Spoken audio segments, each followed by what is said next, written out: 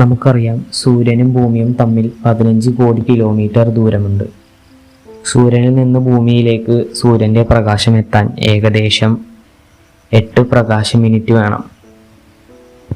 ഗാലക്സികളുടെയും അവ തമ്മിലുള്ള ദൂരങ്ങൾ അളക്കാനൊക്കെ ഉപയോഗിക്കുന്ന 2 തരം അളവുകളുണ്ട്: ലൈറ്റ് ഇയറും പാഴ്സക്കും.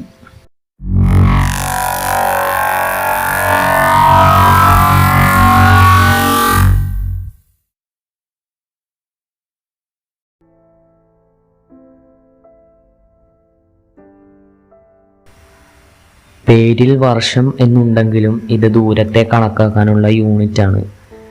പ്രകാശം ശൂന്യതയിലൂടെ ഒരു വർഷം സഞ്ചരിക്കുന്ന ദൂരമാണ് ഒരു പ്രകാശവർഷം. പ്രകാശം ഒരു സെക്കൻഡിൽ 3 ലക്ഷം കിലോമീറ്റർ സഞ്ചരിക്കും. അങ്ങനെയെങ്കിൽ ഒരു വർഷം കൊണ്ട് ഏതാണ്ട് 10 ലക്ഷം കോടി കിലോമീറ്റർ വരും. പക്ഷേ ജ്യോതിശാസ്ത്രജ്ഞർക്ക് ഇത് വലിയ ദൂരമൊന്നുമല്ല. കാരണം സൂര്യൻ കഴിഞ്ഞാൽ ഭൂമിയോട് ഏറ്റവും അടുത്തുള്ള നക്ഷത്രമായ പ്രോക്സിമ സെന്റൗറി 4.2 പ്രകാശവർഷം അകലെയാണ്.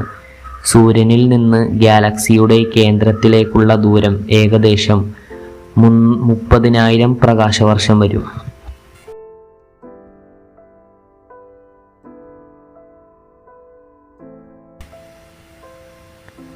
ജ്യോതിശാസ്ത്രജ്ഞന്മാർ ദൂരമളക്കാൻ ഉപയോഗിക്കുന്ന മറ്റൊരളവാണ് പാഴ്സെക്.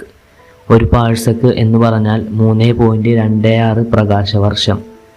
ഒരു പാഴ്സെക് ദൂരത്തിൽ നിന്നും നോക്കിയാൽ സൂര്യനും ഭൂമിയും തമ്മിലുള്ള അകലം കോണളവിൽ 1 സെക്കൻഡ് ആണെന്ന് കരുതി കണക്കാക്കിയാണ് പാഴ്സെക് നിർവചിച്ചിരിക്കുന്നത്. 1 ഡിഗ്രിയുടെ 3600-ൽ ഒന്നാണ് 1 സെക്കൻഡ് എന്ന കോണളവ്. 1000 പാഴ്സെക് 1 കിലോ പാഴ്സെക് ആയും 1000 കിലോ പാഴ്സെക് 1 മെഗാ പാഴ്സെക് ആയും കണക്കാക്കുന്നു. ഗാലക്സിയുടെ വലുപ്പം സൂചിപ്പിക്കാൻ കിലോ പാഴ്സെക്കും ഗാലക്സികൾ തമ്മിലുള്ള ദൂരം സൂചിപ്പിക്കാൻ മെഗാ പാഴ്സെക്കുമാണ് ഉപയോഗിക്കാറുള്ളത്.